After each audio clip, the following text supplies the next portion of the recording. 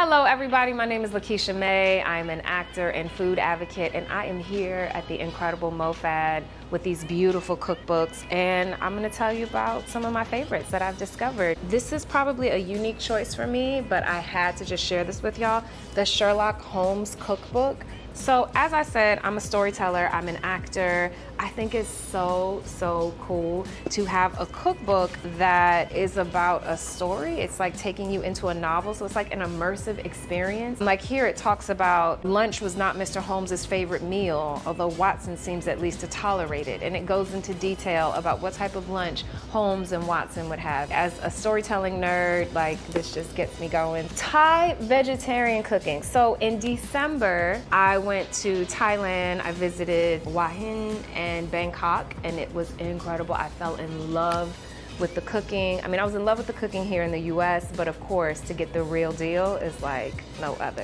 What really caught my eye is how important rice is. It makes me think of Chef JJ's cookbook that just came out about rice. I grew up, my Panamanian grandmother always had a pot of rice on the stove. So I just love how rice is just the grand unifier for all of us across cultures. In this little section, it talks about the rice mother, which is so dope. In a traditional country home, the father of the house will take a little bit of rice, ball it up, and then place it outside on the land so that birds and insects may share the earth's bounty with the family. Like, we need to bring that back. You know what I mean? Giving it up for all of the beings that exist in our world, not just us humans.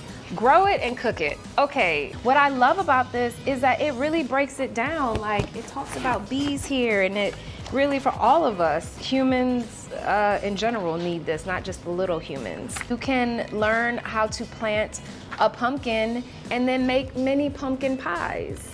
I also firmly believe that all of us should have gardens. We all know the world is crazy. So no matter what happens, at least you can always eat if you've got your own garden, okay? Highly recommend. Madhur Jaffrey's cookbook. 2 years ago, I was on the James Beard Leadership Awards Committee. She won the Lifetime Achievement Award in 2023. Acclaimed stage and screen actress, internationally known, of course.